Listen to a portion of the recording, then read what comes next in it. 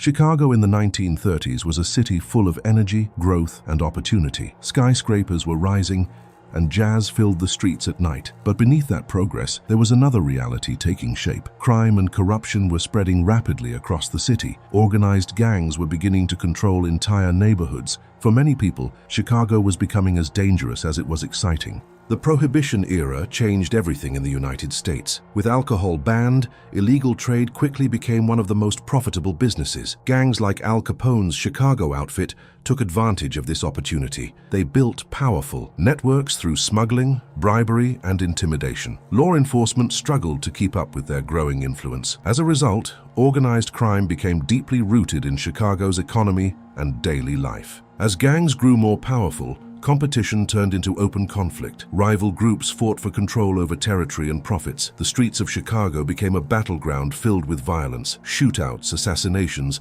and public attacks became increasingly common. Innocent civilians often found themselves caught in the crossfire. Fear spread across the city as gang wars escalated without control. On February 14, 1929, one of the most shocking crimes in American history took place. 7 members of the North Side Gang were lined up and executed inside a garage. The attack was carefully planned and carried out with precision. It was widely believed to be linked to Al Capone's organization. The brutality of the massacre shocked the entire nation. This event marked a turning point in the fight against organized crime. As violence reached new levels, federal authorities began to take stronger action. One of the key figures in this effort was FBI agent Melvin Purvis. He became known for his determination and strategic approach. Purvis led operations against some of the most dangerous criminals of the time. Among them was John Dillinger, one of America's most wanted men. His work helped strengthen the FBI's role in fighting organized crime. By the mid-1930s, the power of many gangs began to decline.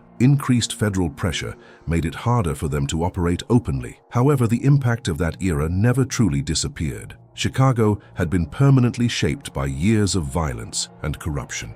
The stories of those gangs and the people who pursued them remain part of the city's identity. Even today, the echoes of that time can still be felt in its history.